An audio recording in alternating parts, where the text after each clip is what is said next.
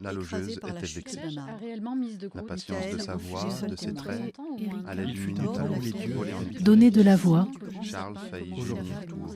Les éditions du Il fallait Typhon. vraiment qu'il explique pourquoi. Un rendez-vous proposé par la librairie La Carline. Merci à tous d'être là, même si ce soir c'est un petit comité. On est quand même très content de recevoir Yves et Florian Torres. Mais en fait, Florian n'est pas là. Cofondateurs, les deux frères des éditions du Typhon, pour un nouveau rendez-vous Donner de la voix, que certains d'entre vous connaissent bien, parce que c'est le 4e. Cinquième, voilà, je me suis plantée, c'est pas grave. Un rendez-vous qu'on a voulu mettre en place pour pouvoir présenter et mettre en avant des catalogues d'éditeurs indépendants qu'on apprécie, qu'on soutient et qu'on aime faire découvrir sur un plus long terme que le rythme un peu effréné des nouveautés. Et donc on a mis en place ce petit rendez-vous qui devient un peu traditionnel maintenant. On s'est pour ça entouré de gens qui nous aident. Le collectif Et autre chose inutile, représenté ici par Juliette, qui nous enregistre des petites capsules sonores qu'on met en ligne avant la rencontre. Et puis Elfège, avec son association Petit Chaudron Grandes Oreilles, qui nous fait la captation et le montage pour qu'on puisse mettre en ligne ensuite la rencontre. Et ben, c'est tout pour le moment. Voilà. Donc on a commencé en 2020 en accueillant Frédéric Martin pour les éditions du Tripode, puis Oliver Gallmeister autour des éditions Gallmeister. Nous avons accueilli Sabine Vespizer pour une présentation aussi un temps autour de sa maison d'édition. Et le dernier, donc c'était à l'automne dernier, autour des éditions Wild Project avec Baptiste Lanaspez et Gayane Zavatou. Et donc on est très content de recevoir Yves ce soir. Une présentation, une rencontre autour des éditions du Typhon. Alors d'un rendez-vous à l'autre, ce qu'on ne pressentait pas et ce que ça commence à créer et qui nous intéresse, c'est une sorte de bibliothèque sonore de plusieurs romans de tous ces catalogues, une bibliothèque aussi d'archives de ces rencontres et des capsules que Elfège réalise, qui sont des extraits de ces rencontres, des archives aussi des questionnaires, du questionnaire auquel vous avez eu la gentillesse de répondre et qu'on diffuse en amont de la rencontre. Les questions sont les mêmes et après chaque éditeur répond à toutes ou pas, tout ou partie. En tout cas pour nous ça nous donne des éléments de réflexion et un regard en fait sur les approches de chacun dans sa maison, dans sa manière de travailler et d'éditer. Voilà, on a commencé par ces 4 rendez-vous. Pourquoi le Typhon aujourd'hui? Parce que comme pour les 4 précédents, c'est un catalogue qu'on aime beaucoup.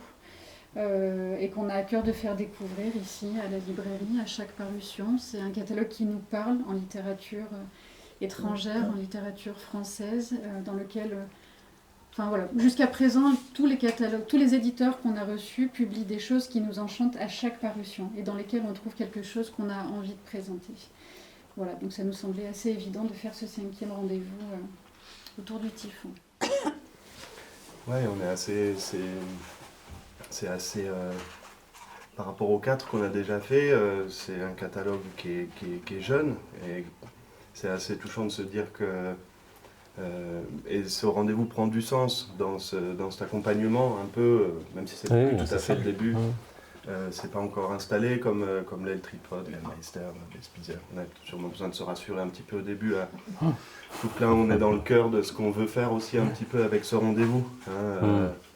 Je pense que dans 20 ans, le Typhon, on pourra se dire, tiens, on était là au début et Je croise les doigts. Hein. Ouais, on n'a pas trop de doutes, mais on ne sait jamais. On sait jamais. En tout cas, au moment où là on fait cette rencontre, c'est un catalogue qu'on a l'impression de pouvoir embrasser encore, qui est déjà bien assis, mais c'est assez appréciable.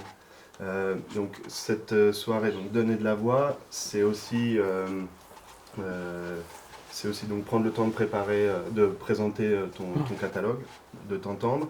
Ça se poursuivra demain au cinéma, puisque c'est aussi une carte blanche que Yves a construite avec Fabien du cinéma, grand merci.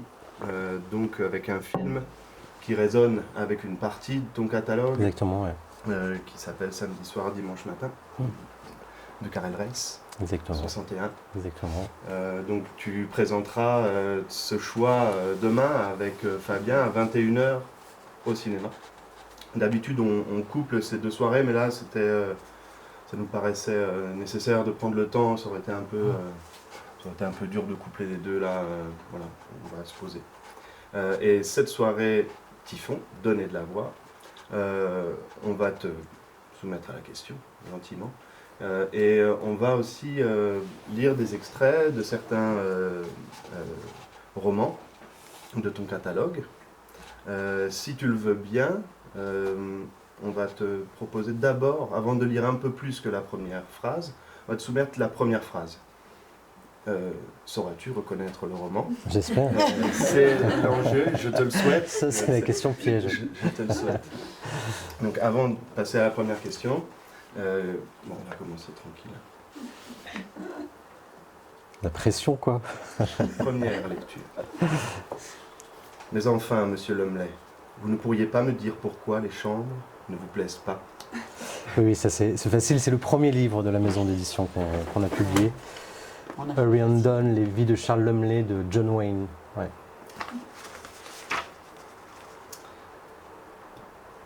Il n'y avait pas à s'y tromper. La logeuse était vexée. La patience de sa voix, de ses traits, allait, d'une minute à l'autre, voler en éclats. Charles faillit gémir tout haut. Est-ce qu'il fallait vraiment qu'il explique pourquoi il détestait habiter chez elle?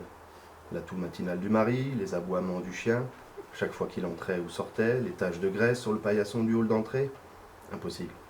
Pourquoi ne pouvait-elle accepter de bonne grâce le mensonge poli qu'il lui avait fait? De toute manière, il était obligé de s'y tenir. Il la regarda dans les yeux, soutint le regard vitreux et accusateur. Nous n'en dirons pas plus. Donc, il s'agit donc de votre premier texte, Exactement. Texte Ouais. édité. Est-ce que tu peux nous parler, pas forcément de ce texte-là, mais j'aimerais bien que tu reviennes sur vraiment ce moment où tu passes d'amoureux de la littérature à éditeur. Comment tu franchis ce moment de la création du Typhon?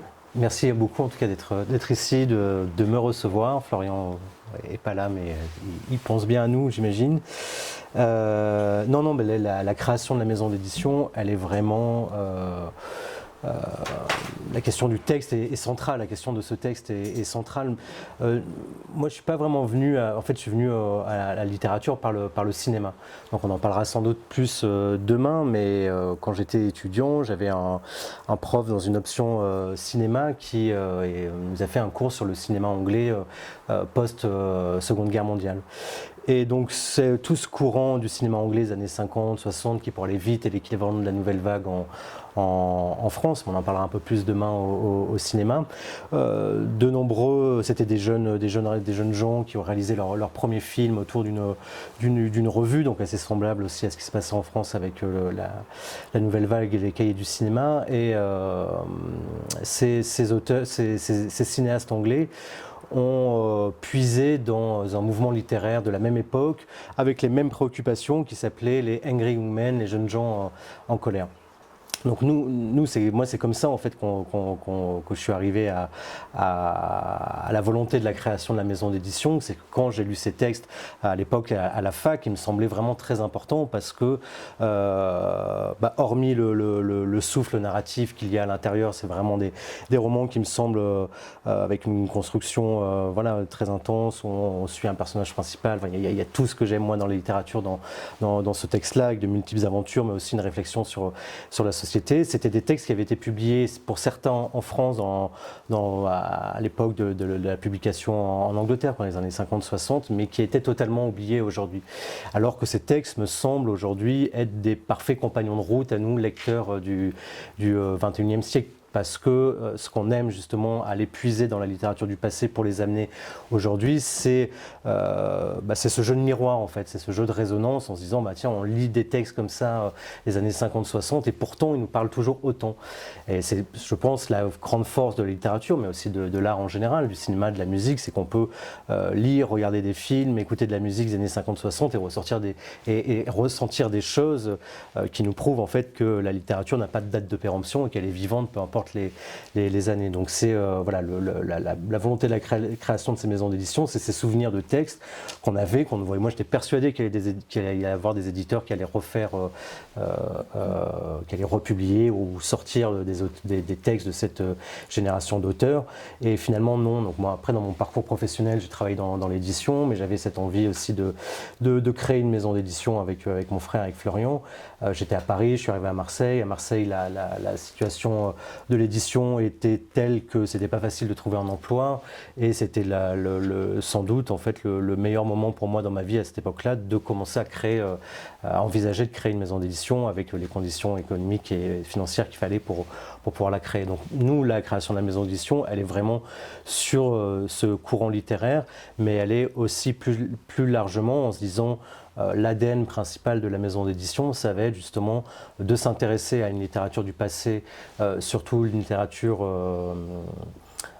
étrangère, donc dans les pays voisins, des textes qui sont cultes, qui sont importants, parce que c'est par exemple ce mouvement littéraire anglais, il est encore très lu en Angleterre. C'est vraiment des textes que vous trouvez édités chez Penguin, qui sont, voilà, c'est des classiques modernes, pour dire le terme. Et de se dire, voilà, on va fouiller dans le passé, non pas par pure volonté historique, mais aussi en se disant à chaque fois, chaque texte qu'on va trouver, on le sort aujourd'hui parce qu'il nous semble parler au lecteur contemporain. Donc c'est vraiment ce jeu de miroir aussi qui nous intéresse dans la construction de l'ADN et dans la construction du catalogue des éditions du Typhon. Et c'est quoi ce Typhon ? Le Typhon, il y a plusieurs choses. Bon, j'ai répondu un peu dans la question que vous nous aviez envoyée, mais il y a le texte de Conrad qu'on aime beaucoup, mais il y a aussi surtout une amie japonaise qui nous disait que le typhon, c'est ce qui révèle les traces du passé, après une tempête, voilà. Et on trouvait l'image assez belle et on aimait bien aussi le côté avoir ce mot qui représente, qui tout de suite nous plonge en Asie et ne pas faire de la littérature asiatique spécialement, et sans trouver ça marrant. C'était la petite blague. Et l'élément aussi du typhon, c'est météorologique, colle bien aussi avec des textes qu'on pense quand même animés, avec un certain souffle, avec une certaine... Voilà.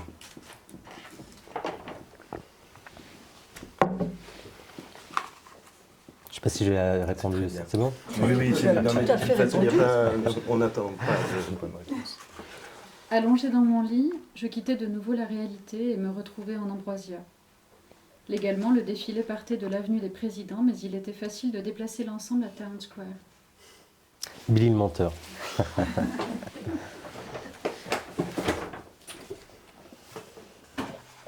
Ça c'est drôle parce que je parlais tout à l'heure des textes cultes en Angleterre, dans les auteurs de ce mouvement des jeunes gens en colère. Ce texte, Billy le menteur, est sans doute un des plus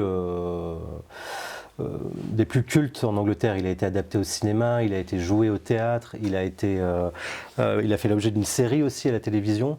Et c'est devenu presque, j'ai une amie anglaise qui me disait que c'était presque devenu aussi une expression en fait, Billy le menteur, pour désigner un certain type de personne, quoi. J'en lis quelques phrases de plus. Mes amis avaient des places de choix sur les marches du bâtiment où nul drapeau ne flottait plus fièrement que l'étoile bleue en lambeaux de la Fédération ambroisienne, l'étendard que nous avions porté au combat. L'un après l'autre, les régiments défilaient et quand ils furent passés, les gardes, les parachutistes et le régiment royal des fantassins du Yorkshire, un silence tomba sur la foule et ils ôtèrent leurs chapeaux devant les fiers survivants de la grande garde nationale montée d'Ambroisia. Tu as en très grande partie répondu à la question qui suivait, qui était celle du mouvement justement des Angry Young Men qui est au cœur du catalogue peut-être. Oui, voilà, vraiment au cœur du début en fait du catalogue, mais le mouvement littéraire pour comprendre son importance, c'est drôle parce que c'est des auteurs et finalement la romancière qu'on connaît le plus, c'est Doris Lessing, qui a été longtemps affiliée à ce groupe aussi. Simplement, en fait, c'était un groupe ces auteurs se connaissaient, mais il ne faut pas s'imaginer que c'était une bande de potes. Hein. De toute façon, les écrivains sont généralement très solitaires et n'aiment pas trop cet effet de bande. Donc c'est la critique, en fait, qui les a qualifiés comme ça. Au départ, c'est venu, en fait, d'une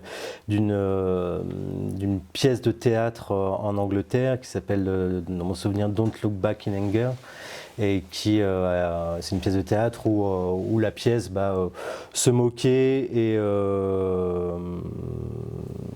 et en fait il y a une tirade, je crois, à la fin, c'est quelque chose du style Dieu, famille, nation, je vous hais. Donc la pièce de théâtre s'attaquait à tous les fondements de la bonne société anglaise de l'après-guerre. Et c'est à ce moment-là, en fait, que les critiques ont commencé à s'intéresser à ces auteurs qui étaient dans le théâtre, qui étaient aussi en littérature. John Wayne, qui était un des premiers, Alan Sillitoe, Keith Waterhouse. Ce qu'ils avaient en commun, en fait, tous ces auteurs, sans doute, c'était de ne pas écrire depuis Londres, d'être issus de régions du nord de l'Angleterre, qui sont encore des régions aujourd'hui en Angleterre où ils ne se sont jamais vraiment relevés de la fin de l'industrie, où je crois que par exemple la ville où est né John Wayne, c'est une des villes qui a voté pour le plus pour le Brexit en Angleterre. Donc c'est souvent des auteurs dans les années 50-60 qui en fait ils sont nés tous en l'entre-deux-guerres.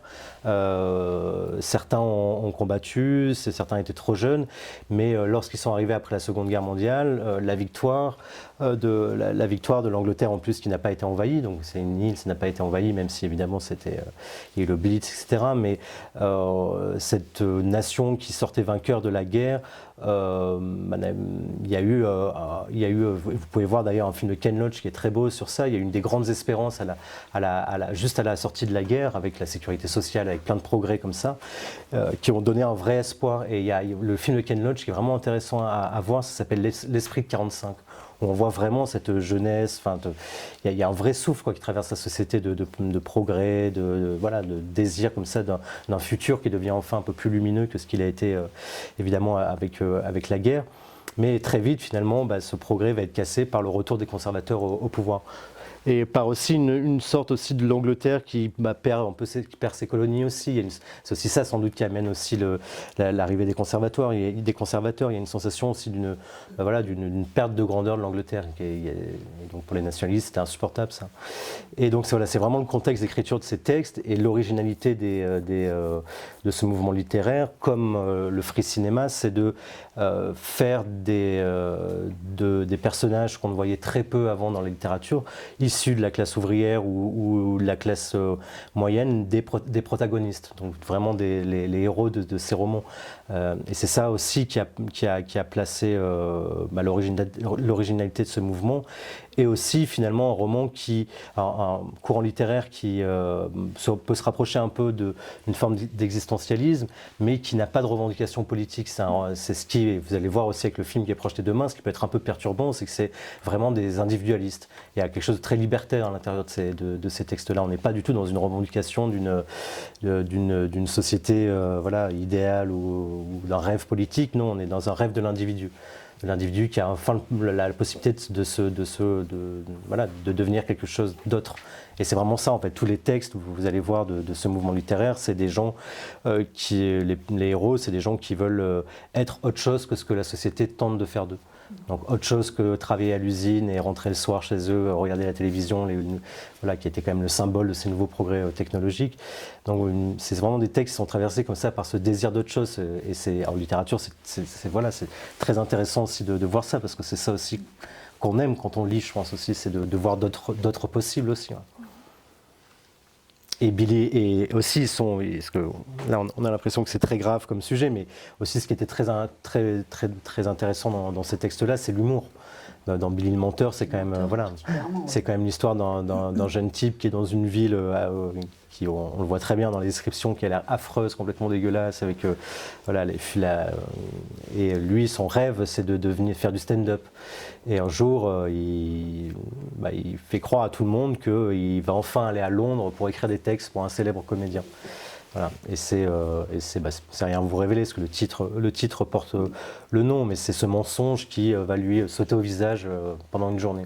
Et il y a des scènes très drôles, mais il y a aussi derrière cette apparente absurdité, il y a quelque chose de très mélancolique, de très profond aussi sur le sentiment d'une jeunesse qui étouffe, quoi, qui n'arrive pas à voilà. Et ça nous paraissait intéressant de faire lire aussi des textes comme ça aujourd'hui sur la question de la précarité, du chômage. Et voilà, je pense que c'est des choses qui résonnent encore fortement, malheureusement. Alors, une autre première phrase. Le père Ildefonse appartenait de fait à la compagnie de Jésus. Mais ce jésuite venu sur le plateau de Verfeuille il y avait très longtemps découvrait tous les jours dans la doctrine de saint Augustin, dont il méditait le traité de la grâce, de nouvelles raisons d'abandonner l'école Saint-Ignace. Un temps pour mourir de André Masson. Alors, je vais profiter de ce titre. On reviendra après sur le démarrage des collections oui, avec ça, mais je voudrais faire remarquer que, en fait, les débuts, alors je vais lire un peu plus loin, vous allez voir, mais les débuts sont quand même toujours très étonnants. C'est-à-dire que démarrer un roman par ce genre de choses, oui. On se dit, mais je sais pas, je le pose ou je vais voir un peu plus loin. Et en plus, en fait, quand on va voir plus loin, ça dépote un maximum. Oui, c'est ça. Ouais. Et en plus, ce qui est drôle, c'est que le texte s'appelle Un temps pour mourir. Je crois que je sais plus on devait le sortir juste avant le Covid. Évidemment qu'on l'avait pas sorti. Et c'est vrai qu'au début de la maison d'édition, je ne sais pas ce qui nous a pris, on a fait La mort à Rome et Frappe le père à mort, Un temps pour mourir. C'était la positive attitude, quoi. Ça, c'était bien. Donc, je continue un tout petit peu plus loin. Terrible, effroyable dilemme. La lecture de saint Augustin, hasard ou intervention du malin, avait été pour lui cet éclair qui parcourt la nuit d'Orient en Occident. Subitement, il croyait voir clair dans ce qu'il appelait les ténèbres du cœur et de l'esprit. Il s'était trompé. Augustin avait raison. Tous les hommes sont précipités pêle-mêle vers la damnation. La grâce de Dieu en sauve quelques-uns par miracle spécial. Ouvrir les yeux autour de soi, voir vivre le plateau de Verfeuille, c'était vérifier tous les jours cette vérité fondamentale. Sa connaissance des habitants du plateau s'aiguisait ainsi de plus en plus.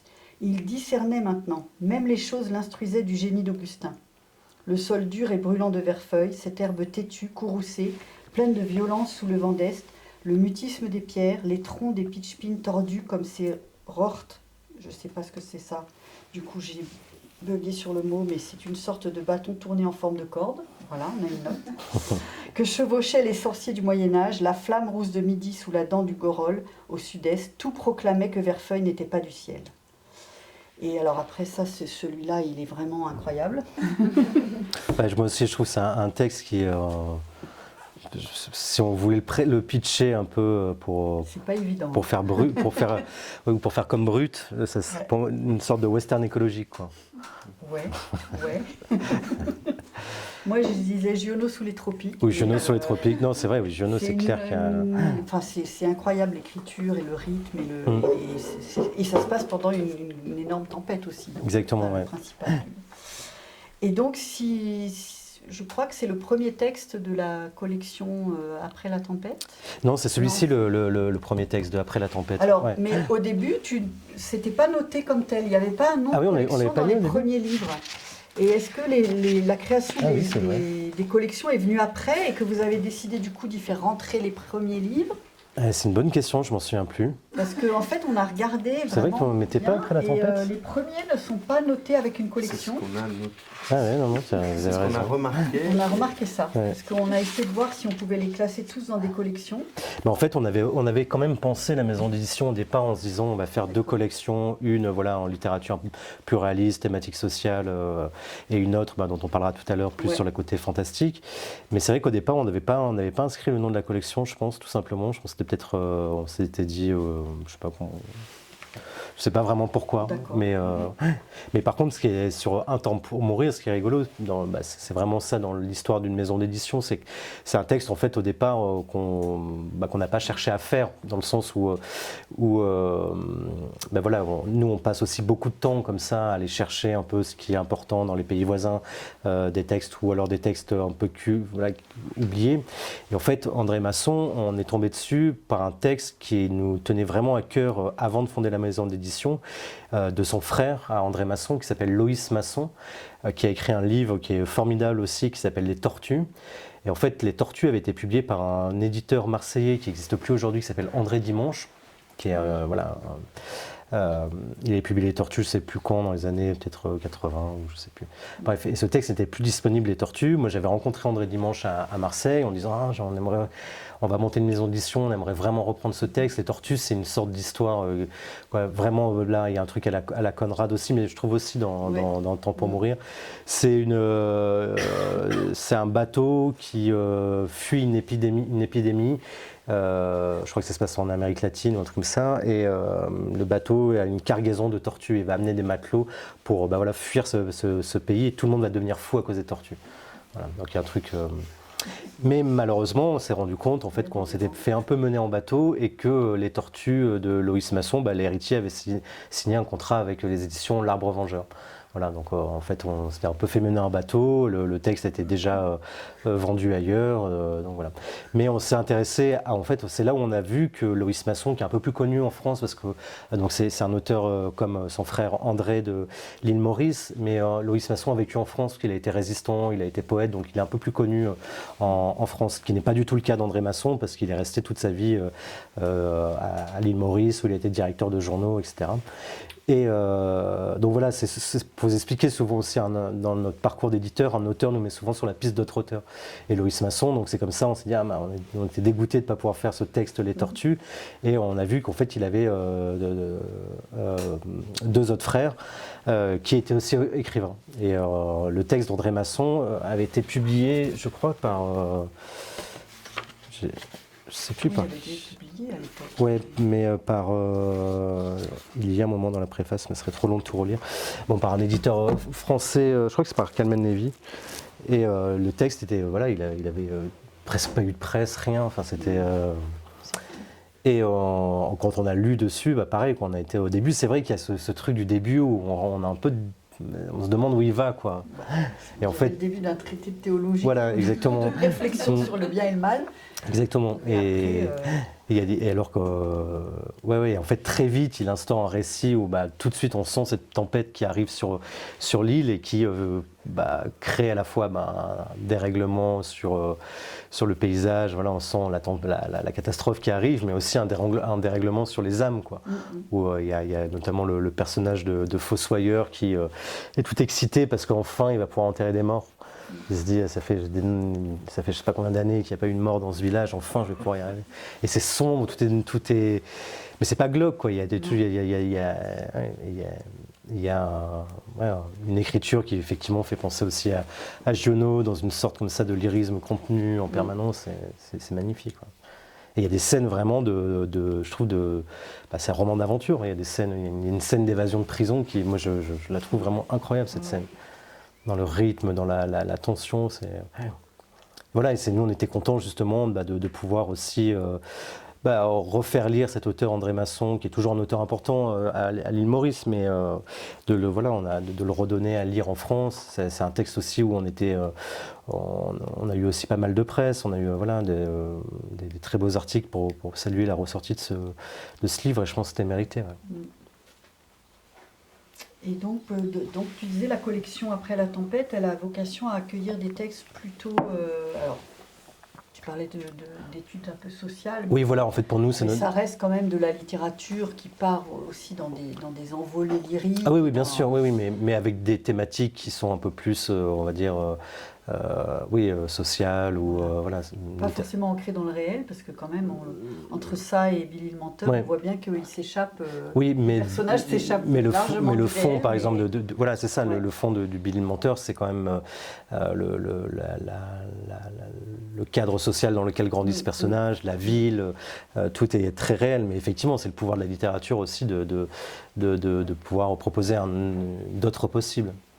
Mais disons qu'on est avec des thématiques ici peut-être un peu plus... parce que même quand même dans Un temps pour mourir, il y a une thématique politique qui est assez forte, c'est-à-dire que lorsque le village est détruit et que les habitants vont demander de l'aide, ben non, l'autre village a peur de se faire piquer son travail, de se faire piquer que sais-je encore. Donc il y a quand même aussi, c'est des textes qui sont traversés aussi à chaque fois par des questionnements politiques, ou en tout cas un grand questionnement de l'individu face à son époque, à l'histoire. Voilà, il y a quand même ce rapport aussi à l'histoire qui est très présent dans cette collection. Okay. Alors oui, pour refaire le lien avec la prochaine, parce qu'on va parler de la deuxième collection qui a été créée un peu après, mais on avait envie de te faire parler aussi de la partie plus graphique. Et donc ça, donc les trois sont dans la même collection, on parlera des hallucinés après, mais il y a un traitement graphique particulier. Qui est de toute façon, il y a un soin apporté à l'objet livre qui est très frappant d'entrée de jeu dès qu'on s'approche de votre catalogue, mais avec une certaine différence entre les deux collections.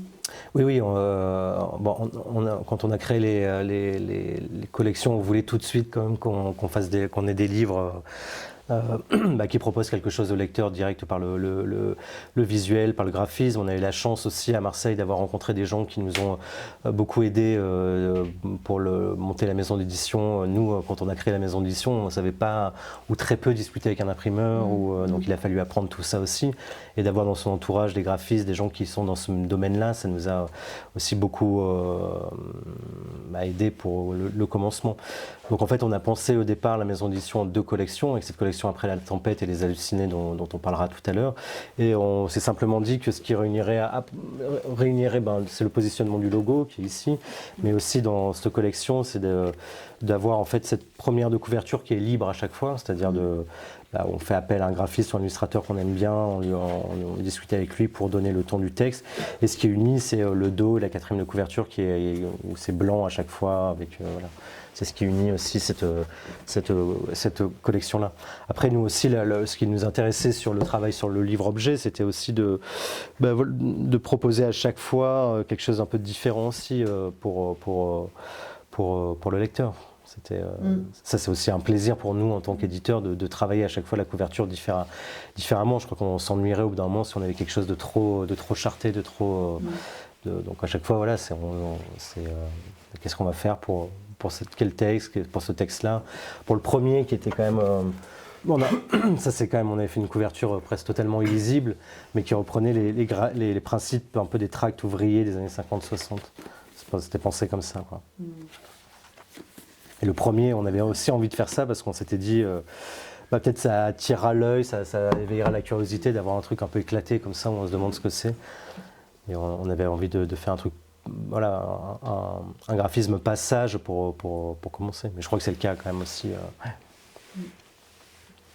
Donc voilà, et l'autre collection, parce que la différence, c'est que dans l'autre collection, il y a des rabats, mais il y a surtout aussi la couleur noire. Alors on l'a fait évoluer maintenant, cette collection, en délaissant un peu le noir pour des couleurs un peu plus sombres, des teintes un peu plus chaudes. Mais c'est qu'il y a une impression qui est recto-verso c'est le recto-verso là, ici, là où il y a... Voilà, tout est coloré, quoi. Alors Yves, quiz. Pour l'instant, c'est un sans faute. Dans la cheminée, le vent gronde et grince comme un génie malfaisant qui se serait délivré du pommier, tout au fond du jardin, pour remplir la maison d'une sourde épouvante. Ça, c'est Le temps qu'il fait Mylène Schott, Edgar Mittelholzer. Absolument. Bravo.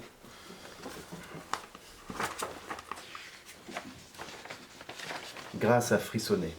Il ne fait pas froid dans la pièce, mais le gémissement du vent l'aide à imaginer le froid qu'il fait dehors. Elle pose son tricot et ferme les yeux en entendant sur le toit un craquement étouffé, comme si quelque chose, et peut-être le toit lui-même, prenait son vol dans la blême lueur du couchant. Elle voit le toit qui s'envole, tout le toit, d'un coup d'aile. Il s'élève, franchit le bois de pin en direction de Bisley, oiseau monstrueux et préhistorique sur le ciel blafard de l'automne. Edgar Mittelholzer, qui est un auteur dont on a publié 2 livres, On poursuit en fait un travail de traduction de son œuvre qui est plutôt inconnu en France. Il est considéré comme le premier auteur des Caraïbes à avoir connu un succès en Europe. En fait, il est né en Guyane britannique, donc maintenant c'est la Guyana. Et c'est un type qui a une vie complètement affreuse, complètement torturée. Il était métis, mais son père lui reprochait sa couleur de peau, parce qu'en fait c'était la preuve de sa faute à son père, d'être allé voir ailleurs pendant son mariage. Il a été une victime d'épisodes de dépression violents. Il a aussi, lorsque son premier livre a failli être édité, il y a eu un bombardement qui a détruit l'entrepôt, que des choses comme ça. Il est parti en Angleterre. En Angleterre, il a rencontré Leonard Woolf, le mari de Virginia.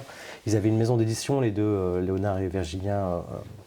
Et c'est Leonard Woolf qui a édité les textes d'Edgar Mittelhauser. Et Mittelhauser, en fait, toute son œuvre, elle est traversée par cette angoisse du racisme, mais aussi de la haine de soi. C'est-à-dire qu'à chaque fois que vous êtes assigné à une différence, vous commencez à détester cette différence qui vous différencie des autres. Donc lui, il se vivait comme ça, et avec la littérature, il a fait quelque chose. Je pense qu'il a son autobiographie, il raconte qu'il disait quand même beaucoup de choses comme Poe, Edgar Allan Poe, beaucoup de littérature fantastique, et lui a plongé dedans comme ça pour aussi exorciser ses démons et pour parler de ce qui l'angoissait. Il en a fait des textes qui sont littéralement des textes fous, quoi. On a l'impression que c'est un fou qui écrit ces textes-là. Dans Le temps qui fait Middenshot, moi c'est un texte que j'adore. C'est quand même l'histoire, le point de départ, on se retrouve dans une petite bourgade à côté de Londres, et c'est on se retrouve dans une famille comme ça, et c'est un père de famille qui est avec sa fille, il y a sa femme qui est à côté, mais il ne parle pas à sa femme parce qu'il est persuadé que sa femme est morte. Voilà. Donc il y a quand même ce truc de la folie comme ça. Mais ce qui est très étrange aussi dans le texte, c'est que, surtout spécialement dans celui-ci, on avait mis ça sur la 4e de couverture, il y a un truc un peu comme dans les films de frères Cohen, c'est-à-dire d'horreur un peu, mais de rire aussi, quoi. Et tout est comme ça, tout est complètement fou. Il y a un personnage qui s'appelle Mr. Holmes, donc comme Sherlock Holmes, et qui est en fait un type totalement... il fait de la botanique, mais il est complètement obsédé sexuel, quoi. Il est complètement frustré en fait par ça. Et tout est fou, tout est dingue dans le texte, et cette tranquillité apparente, mais qui est déjà, comme vous le sentez bien, déjà un peu bizarre, elle est totalement perturbée par un fou qui s'est évadé de l'asile et qui commet des meurtres. On ne sait pas grand-chose sur les meurtres, il n'y a pas de description sanglante, on n'est pas du tout dans de l'horreur comme ça. Il n'y a pas de sang, il n'y a pas de choses comme ça, mais tout est étrange. Et il y a deux détectives qui arrivent, qui sont des détectives un peu bracassés, quoi, qui arrivent et qui commencent à enquêter sur cette histoire-là. Et ce qui est vraiment, d'un point de vue littéraire, assez impressionnant, c'est qu'il découpe son récit par moments météorologiques. Donc il y a le vent, il y a la neige, il y a, je ne sais plus ce qu'il y a d'autre. Mais par exemple, il y a le brouillard, et dans le brouillard, c'est ça en fait, c'est le type qui s'est échappé de l'asile, et il a un procédé narratif où tous les personnages ont l'impression qu'ils ne voient pas ce qui se passe devant eux, alors que des choses horribles se passent devant eux, quoi. Et je trouve que c'est très très fort, et ça c'est le deuxième texte qu'on a fait de lui. Le premier était Elton's Brody, qui était une sorte de roman gothique d'un peintre qui arrive à la Barbade pour peindre des paysages chez Pâques, et il n'y a plus rien il y a plus aucun logement de libre. Il va se retrouver à aller vivre chez une vieille dame qui paraît aussi comme si elle cachait un étrange mystère.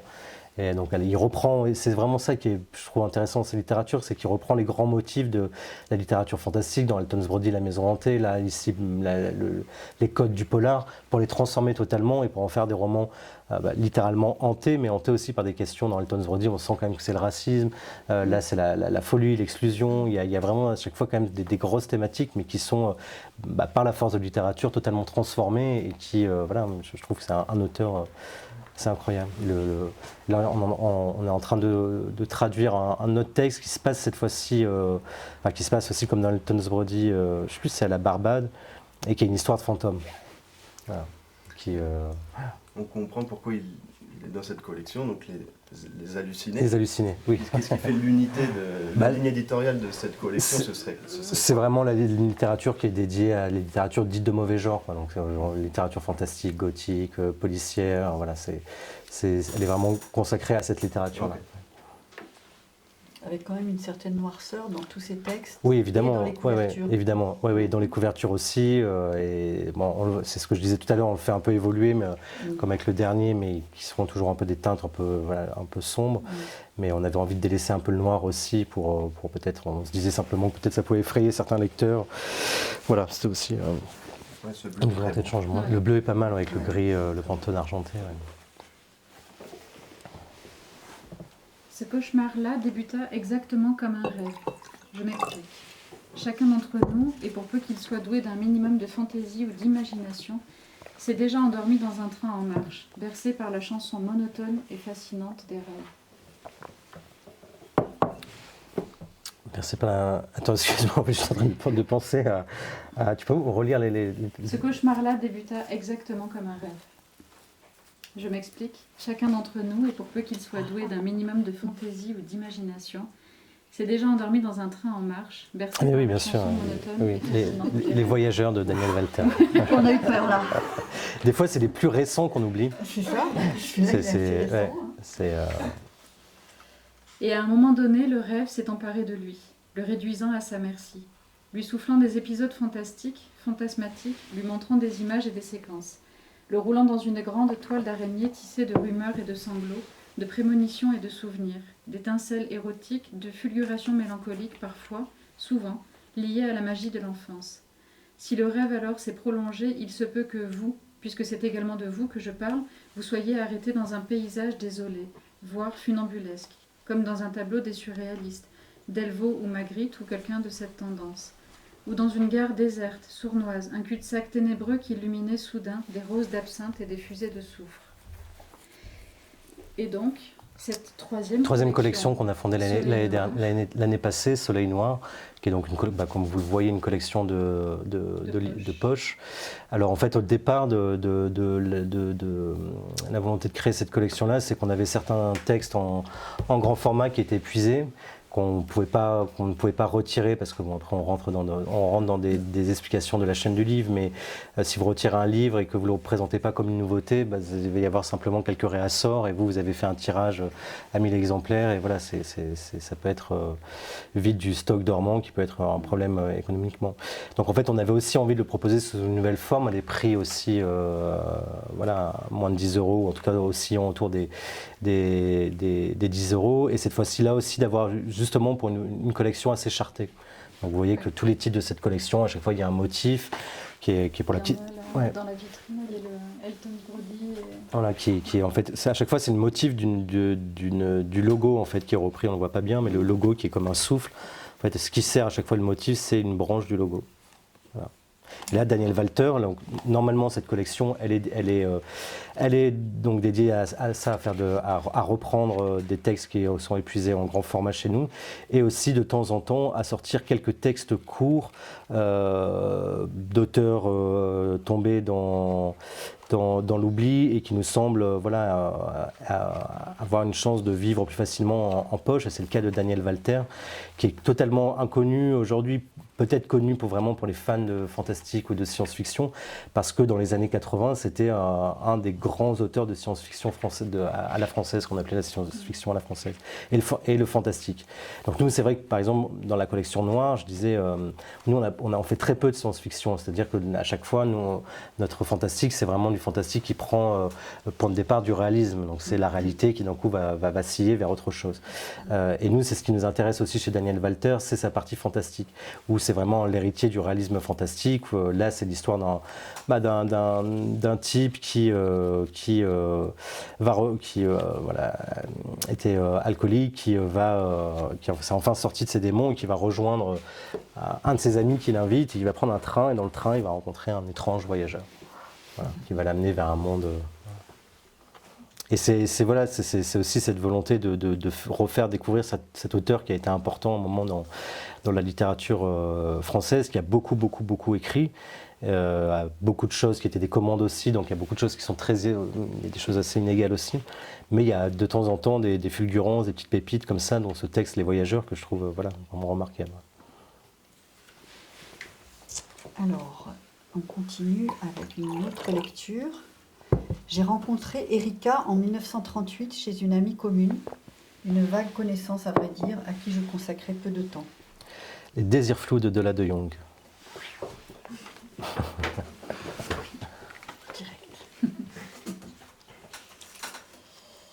Les 6 semaines passées côte à côte dans une salle d'hôpital ne m'avaient pas incité à approfondir nos relations, pour la simple raison que pendant 1 mois et demi, elle m'avait fatiguée avec ses bavardages. Vice appartenait à ce genre de femme qui, dès qu'elle se trouve en présence d'une personne du même sexe, déploie les filets de la complicité, et la seule façon d'en réchapper, la fuite à l'anglaise, était impossible dans ma situation. Elle possédait la carapace propre à son espèce, et mon manque d'enthousiasme, ma feinte somnolence ne faisaient que l'encourager à toujours plus de confidence. Après sa guérison, qui eut lieu 2 semaines avant la mienne, elle me rendit souvent visite, chaque fois les bras chargés de fleurs et de friandises. Ça, c'est un texte qui est très touchant et très important, je pense, dans la collection à la tempête, mais qui nous amène à parler de la traduction, parce que finalement, dans votre catalogue, les textes traduits sont majoritaires, je pense. Ah oui, oui, on est... Oui, bien sûr. Mais je pense que ce sera toujours le cas. On a quand même un axe sur les littératures étrangères, c'est ce qui nous intéresse aussi, c'est quand même ça qui est le plus dominant dans le catalogue. Ouais. Et pourquoi alors ce choix particulier? Je pense que c'est la question du décentrement qui nous intéresse particulièrement aussi. Ouais. Donc je pense que la littérature étrangère permet ça aussi. Ouais. Et du coup, parfois c'est des textes qui ont déjà été publiés, qui sont retraduits. Voilà, quand on fait de la réédition, soit on rachète des traductions, soit on les retraduit. Mais là, par exemple, avec le cas de Dola de Jong, elle n'avait jamais été traduite en français. Donc là, la traductrice s'appelle Mireille Coendi, qui est une traductrice du néerlandais. Dola de Jong était hollandaise. Et voilà, pareil, un peu à l'image de Mietel Holzer, c'est une romancière où on a vraiment envie de poursuivre ce travail de traduction autour de son œuvre pour la faire connaître en France. On est d'ailleurs assez content de l'accueil qu'a eu ce livre, qui est pour moi un texte très très beau, quoi, vraiment. Ouais, c'est très fin et délicat et assez moderne. C'est ça, pour le coup, c'est quand même une histoire d'amour entre 2 femmes, alors que c'est avant la Deuxième Guerre. Ouais. Et du coup, vous avez aussi des premières traductions, et comment ça se fait qu'elle n'avait jamais été traduite, par exemple? Je ne sais pas, moi, quand on a découvert ce texte, c'était... C'est une autrice importante quand même. Voilà, ouais, c'est une romancière vraiment importante aux Pays-Bas. En fait, nous, c'est une amie à Jean qui un jour, je ne sais plus qui m'a parlé, elle s'appelle Sophie Langlais, m'a parlé de la de Jong en disant c'est un texte que je trouve vraiment formidable, c'est incroyable que ça n'ait jamais été traduit. Alors nous, on ne lit pas le néerlandais, mais il se trouve qu'il est disponible aux États-Unis, il est publié aux États-Unis, donc on l'a lu en anglais. Effectivement, on a trouvé ça assez fou. Et en plus, quand vous vous intéressez à la vie de Dola aussi, ça donne qu'envie aussi de se plonger dans ses romans. Je crois qu'aussi, souvent, les auteurs de notre catalogue sont quand même, je me rends compte, toujours des gens quand même avec des vies assez dingues, quoi. Et Dola de Jong, elle était d'origine juive, elle était journaliste, elle a été danseuse aussi, son père d'ailleurs, elle a écrit un roman d'ailleurs sur la danse, qu'on fera sans doute aussi. Et donc elle a fui au moment de l'arrivée des nazis en Hollande, elle a fui et elle a fait cette route qu'on connaît peu, mais en fait beaucoup de gens, des opprimés, fuyaient et allaient se réfugier au Maghreb en fait. Et elle écrit un texte que Mireille Coendi est en train de traduire, qui s'appelle « Et ce chant devint le monde entier », comme le chant qu'on cultive. Donc je trouve que c'est un texte vraiment très beau, qui raconte en fait ce qu'elle a vécu quand elle est arrivée au Maroc, où elle a pris sous son aile des enfants orphelins pour leur donner une occupation, quoi. Et ensuite, Dola de Jong, après cette expérience au Maroc, elle a pu fuir ensuite aux États-Unis. Et c'est aux États-Unis, en fait, où elle a d'abord été célèbre, parce qu'elle a eu la chance d'être publiée par Maxwell Perkins, qui était le même éditeur de Fitzgerald et d'Hemingway. Voilà. Et c'est ça, en fait. Elle a d'abord été publiée en anglais, en fait. Et ensuite, elle a été publiée avec ce texte en Hollande, où quand elle a publié ce texte en Hollande, elle est devenue une star avec ce texte. À tel point que son éditrice en Hollande lui disait surtout « N'ouvre pas ton courrier ». En disant que tu as trop de lettres de fans, voilà. Parce qu'en fait, ce qu'elle raconte, donc, comme tu disais, c'est une histoire d'amour entre 2 femmes, mais c'est très pudique. Et en fait, c'est ce que compte sans doute le texte, c'est la prise de conscience du personnage principal qui se rend compte qu'elle a des désirs autres en fait que ce qu'elle a toujours entendu dans sa vie. Et en fait, c'est ça qui est assez beau aussi dans ce texte, c'est que c'est pas un texte de revendication, c'est un texte qui est vraiment nous parle à hauteur comme ça de l'individu et de ce qu'il traverse l'individu dans son changement. Et c'est un texte qui est souvent comparé, je ne sais pas si vous l'avez lu ce texte, mais tu dois connaître parce que ça a été ensuite adapté au cinéma, le Carol de Todd Haynes. Voilà, et Carol qui avait été un roman de Patricia Highsmith qui contait aussi une histoire d'amour comme ça entre deux femmes. Et c'est souvent des textes comme ça qu'on met en lien. Donc on est très content en tout cas de pouvoir proposer aux lecteurs français ce texte qui je trouve, la narration est tellement belle, enfin tout est... Et du coup, le travail de traducteur, alors déjà, c'est pas évident, je trouve, pour une petite maison qui démarre, de faire beaucoup de traductions parce que ça renchérit le coût de fabrication. C'est ça, mais c'est pour ça qu'on passe aussi beaucoup de temps à essayer de trouver des soutiens pour la traduction, ce qui est le cas.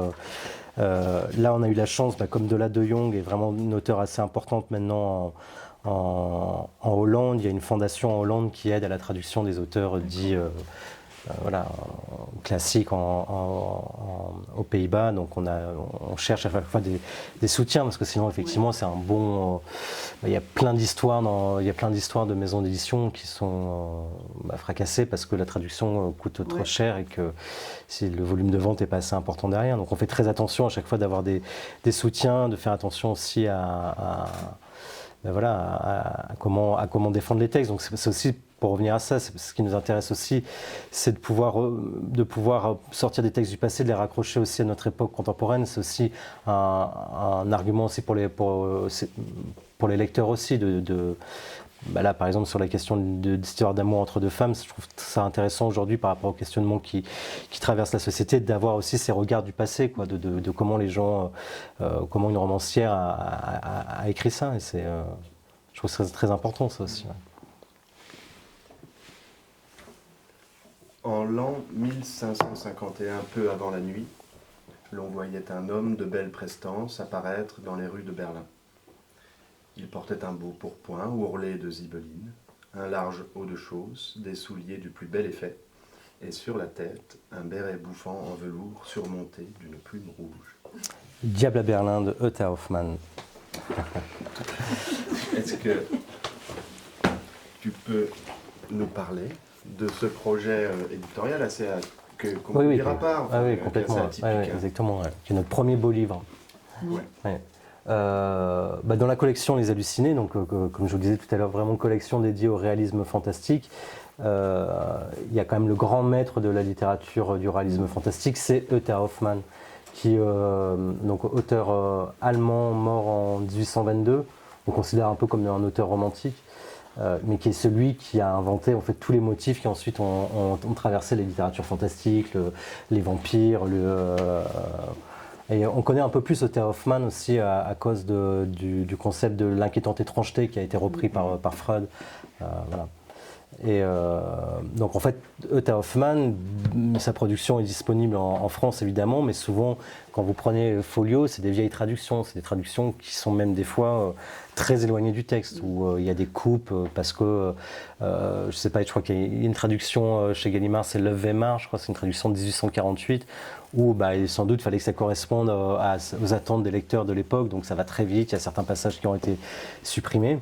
Donc nous, l'ambition sur ce projet-là, dans cette volonté de rendre hommage à Utta Hoffmann, parce que c'est un auteur qu'on aime beaucoup et parce qu'on pense qu'il devrait être bien plus lu aujourd'hui en France, tellement son imaginaire irrigue tout dans le motif pour les gens qui aiment la littérature fantastique, on s'était dit on ne peut pas tout retraduire parce que c'est énormément de textes, mais on va faire une sélection pour des gens qui ne connaissent pas Utta Hoffmann, on va faire une sélection de ces textes où on a appelé ça Dans la nuit de Utta Hoffmann, parce que c'est à chaque fois la vision nocturne qui va transformer l'histoire.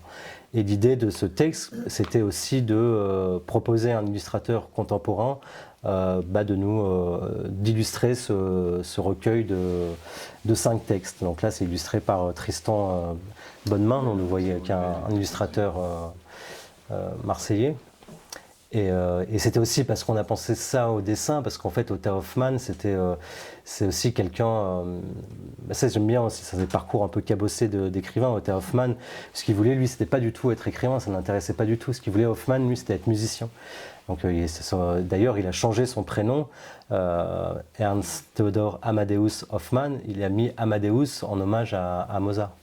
Voilà. Donc il rêvait d'être pianiste, il avait du talent, en fait lui il voulait monter des opéras et voilà, je crois que c'est en 1800, je dis peut-être une bêtise, mais en 1817 il monte un opéra Ondine à Berlin et le théâtre de Berlin brûle et qu'une répétition, voilà. Donc voilà, c'est vraiment des parcours de vie assez cabossés.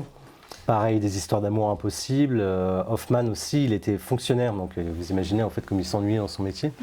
Et il passait sa vie, il avait quand même, on le sent aussi quand même dans ses textes, que des fois on a l'impression d'avoir des visions de quelqu'un qui a beaucoup trop bu. Et il passait sa vie dans les tavernes et il s'amusait en fait il faisait du dessin et il s'amusait à faire des caricatures des notables du coin. Mais à tel point que ça lui a valu des gros ennuis parce qu'il a été viré d'un de ses postes à cause de ça. Où ça a créé une histoire, il a dû fuir, il a dû... Et en fait, Hoffmann, il va se mettre à écrire comme ça, quoi, dans les tavernes, le soir. On sent qu'Hoffmann, c'était un grand angoissé, un grand anxieux, et qu'en fait, tous ces contes fantastiques, c'est pour justement combattre aussi ces démons. Et il y a un côté chez Hoffmann, il est aussi quand même très, très rigolo, parce qu'on sent que c'est aussi un très bon caricaturiste, et donc un très bon en littérature, un très bon portraitiste aussi, où il est très fort pour saisir les traits de caractère des gens. Et donc Hoffmann, voilà, qui s'est toujours intéressé au dessin, on se disait un bon moyen de lui rendre hommage, c'était aussi de travailler avec un illustrateur contemporain, toujours dans notre volonté aussi de faire dialoguer comme ça le passé et le présent. Donc on a fait un beau livre cartonné avec, voilà, je ne sais plus combien il y a, 40 illustrations avec des pages qui ouvrent à chaque fois. Voilà, donc c'était un gros travail. Et surtout, aussi ces 5 nouvelles traductions de contes par Philippe Forger, qui donc un spécialiste de la littérature allemande, enfin du romantisme allemand, et donc on a fait cette sélection de textes avec lui et avec 2 autres personnes aussi, en disant voilà, quels sont les textes, pour quelqu'un qui n'a jamais lu Hoffmann, les textes fondamentaux dans lesquels on trouve les plus grands motifs qu'a créé Otto Hoffmann.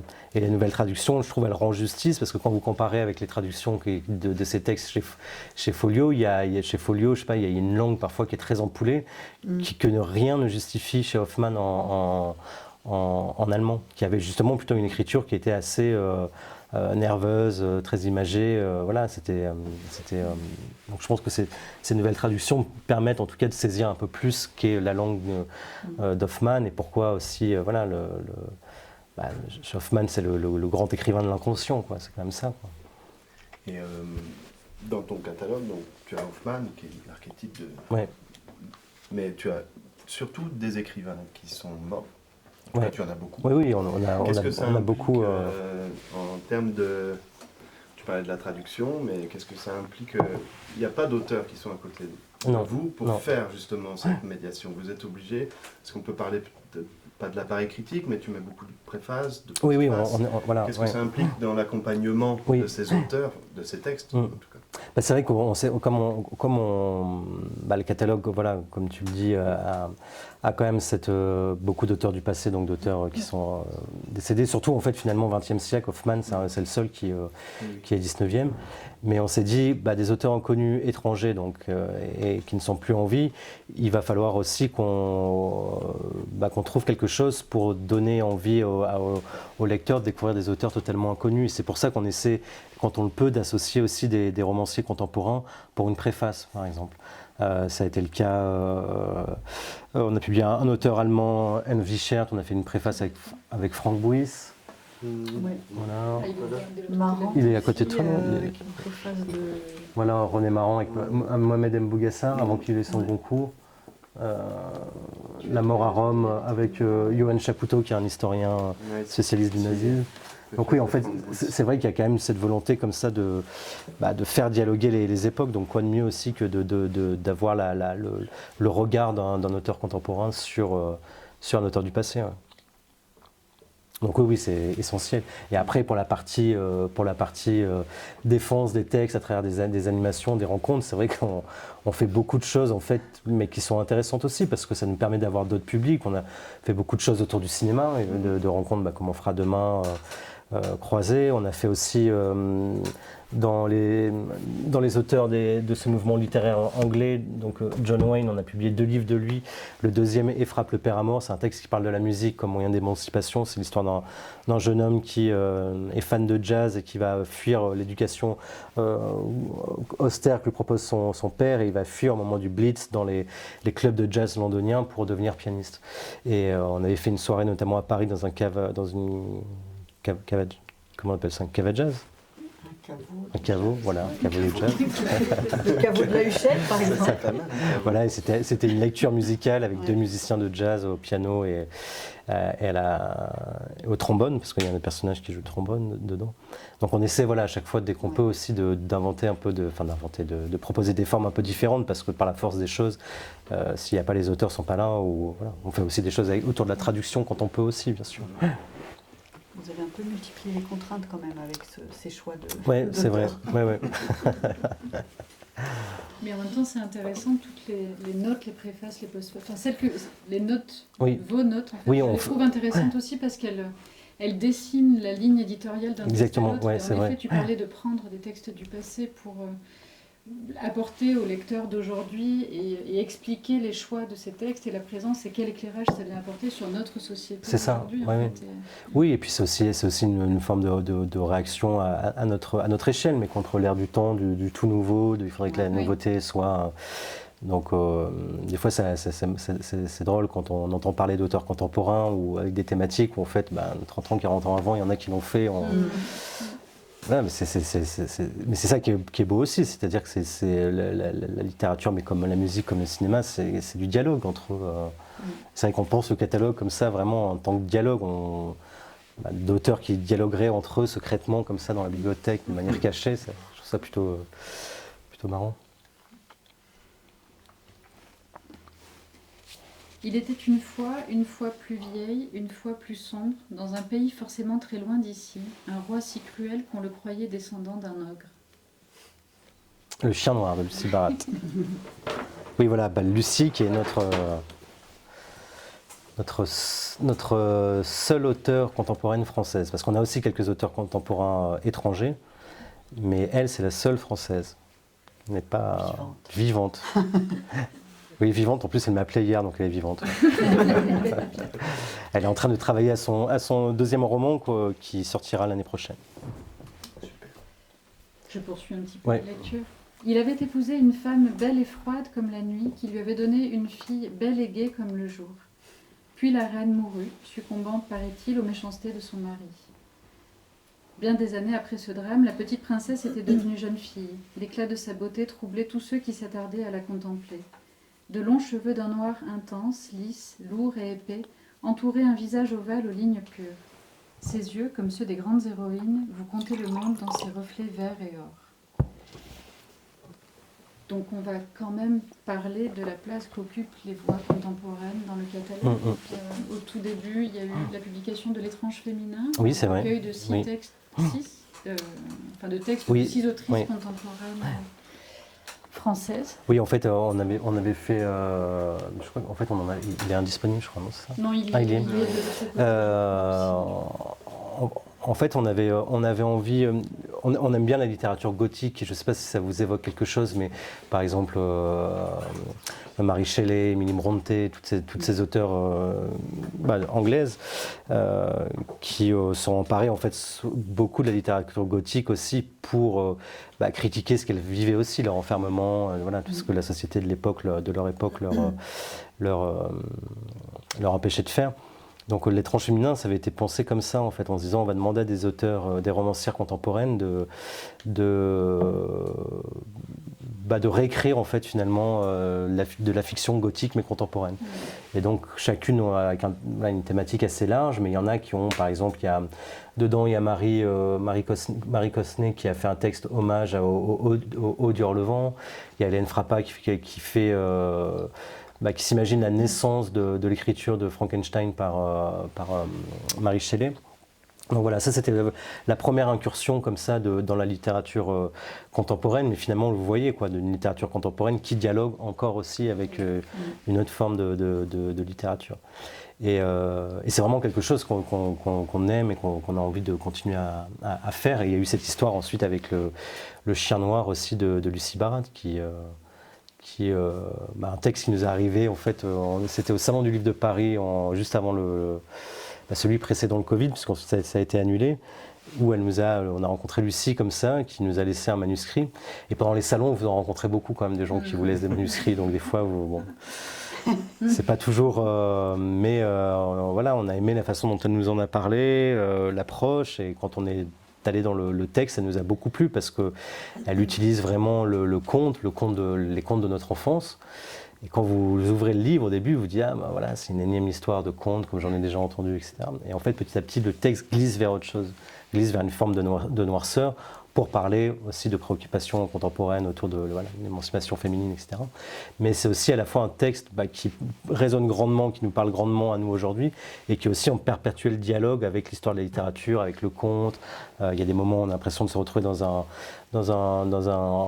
texte du Marquis de Sade, et elle est vraiment très très forte, je trouve, pour faire à la fois un texte très moderne, mais aussi un texte qui est un hommage aussi au conte, qui est quand même là d'où vient tout le chaudron des histoires, pour reprendre ce que dit dans une postface. C'est même étonnant qu'elle vous ait proposé ce texte, dans la mesure où vous n'aviez publié avant en fait, traductions. Mais elle avait lu Edgar Mittelhauser, qu'elle avait adoré. Elle avait aussi beaucoup aimé, elle était très sensible aussi au graphisme de l'édition, et c'est comme ça qu'elle est venue nous le proposer. Ouais. Donc c'était le texte, en plus, la petite histoire aussi, mais le texte est sorti en mars 2020. Donc juste avant le Covid, vraiment. Donc le livre, cette fois-ci, à l'inverse de celui-ci, le livre était dans toutes les librairies, donc on a eu un peu peur. Et finalement, on s'en est plutôt bien sorti. Il y a eu pas mal de choses faites sur les réseaux sociaux. Le livre a eu un petit succès comme ça de bouche à oreille, qui a fait qu'en fait, c'est un livre qui, en dépit du contexte affreux dans lequel il est sorti, qui a eu un super accueil des libraires et du public et de la presse aussi. Donc on a hâte aussi de publier son prochain livre qu'on n'a pas lu encore, donc on va bientôt recevoir. Mais oui, je trouve que c'est un très beau premier roman, très original, je trouve. Donc il y a quand même une petite place pour la littérature contemporaine. Exactement, on est tout à fait ouvert. Hein. Pour le moment, c'est juste que je crois qu'on ne trouve pas les textes qu'on aime, et donc on en reçoit, mais on n'a pas encore trouvé les textes qu'on aime. Et comme on publie quand même, on publie peu, on publie entre 6-7 livres par an. Chaque livre on doit être 100% convaincu, donc on n'ira pas si... Ça paraît une évidence, mais c'est pas toujours le cas dans certaines maisons d'édition. Non. On s'achemine vers la fin de la rencontre, ça commence à faire un peu de temps qu'on parle. Je vous invite à aller voir, ceux qui ne l'ont pas fait, ce qu'on a mis en ligne sur notre site, notamment les réponses aux questionnaires, et puis aussi des très belles photos que tu as envoyées. Il n'y en a pas beaucoup, mais... Oui, je ne savais pas trop quoi envoyer. Notamment du logo. Oui, c'est vrai. Ouais, Et puis, il y a une photo d'un prochain titre à paraître qui s'appellera, si le titre ne change pas, Ironopolis. Oui, exactement. D'un auteur américain qui s'appelle... Anglais. Ah, un anglais, d'accord. Glenn James Brown. Peut-être tu peux nous en parler. Oui, on va bientôt l'envoyer chez l'imprimeur. Est-ce que c'est encore dans la thématique qu'on a vue pendant toute la rencontre, et on s'était fait la réflexion déjà en amont, qu'il y a beaucoup de choses qui tournent autour de la notion d'émancipation, qu'elle soit féminine, sociale, oui, c'est vrai que ça traverse. Et donc, est-ce que c'est encore dans cette thématique-là, ou est-ce que vous évoluez d'une certaine manière, ça parle de ça, mais pas que. Donc Glenn, son texte Ironopolis, c'est un texte qu'il a donc publié c'est son premier roman, qui a paru peut-être 2-3 ans en Angleterre, dans une petite maison d'édition, mais qui a vraiment bien fonctionné. Et ça, pour vous raconter aussi, c'est un projet qui nous a été ramené par une traductrice. Donc c'est la traductrice qui avait lu en fait la partie anglaise de notre catalogue avec ces auteurs du nord de l'Angleterre, qui nous a dit il y a cet auteur contemporain que j'aime beaucoup, j'aimerais vraiment pouvoir le traduire, est-ce que ça pourrait vous intéresser? Je pense qu'il y a vraiment des résonances avec ce que vous avez fait sur ce courant des jeunes gens en colère. Et on a lu le texte et oui, effectivement, ça nous a plu. Alors, c'est pas du tout la même chose, il y a de l'émancipation, mais c'est un texte qu'on a trouvé vraiment très intelligent dans sa construction et sur la thématique assez originale aussi de la façon de la traiter. C'est l'histoire d'une banlieue dans le nord de l'Angleterre qui s'appelle Hironopolis, qui est sur le point d'être détruite. Donc plusieurs personnages vont parler pour raconter leurs souvenirs dans cette banlieue. Et c'est un texte aussi à charge contre les politiques, mais qu'on a aussi en France, c'est-à-dire on laisse à l'abandon des habitations parce qu'il n'y a plus d'économie dans cette partie-là du territoire, mais on a promis des choses aux gens et les gens en fait se retrouvent à vivre dans des conditions insalubres, mais ils n'ont pas d'autres possibilités dans leur avenir que ça. Donc là, ce qui est très bien fait dans le texte aussi, c'est comment les politiques de rapace des promoteurs immobiliers qui en fait rachètent les baux des gens à des prix dérisoires et les gens se retrouvent sur le carreau. Donc il y a ce fond social, mais ce qui est plus dans le texte, c'est que on se retrouve encore au niveau de l'individu et c'est plusieurs histoires de la sortie de la guerre jusqu'à nos jours de cette cité. Et ce qui unit en fait toutes les histoires, c'est que Glenn utilise une légende du folklore local, une créature qui s'appelle Peg Powler qui hante en fait tout le récit, qui est présent dans chacune des histoires et qui présente en fait comme celle qui garde la mémoire collective de cette cité. Et à chaque histoire, le personnage va croiser cette créature. Et c'est un texte que je trouve vraiment, en plus qui joue vraiment avec plein de codes aussi. Ça commence comme un roman épistolaire, après ça va un peu dans le roman enquête, après ça va il y a un roman un peu plus rock'n'roll. Et voilà, en fonction des personnages qui parlent, il y a des astuces narratives qui sont très qui tiennent vraiment en haleine le texte. Voilà. Super, on a hâte de lire. Ça c'est pour octobre, voilà. On serait vraiment tenté de t'entendre parler en fait on est passé à côté d'autres textes hyper importants du catalogue. Oui, mais c'est très bien en tout cas. Ouais. Merci. Merci à vous en tout cas. Merci. Merci.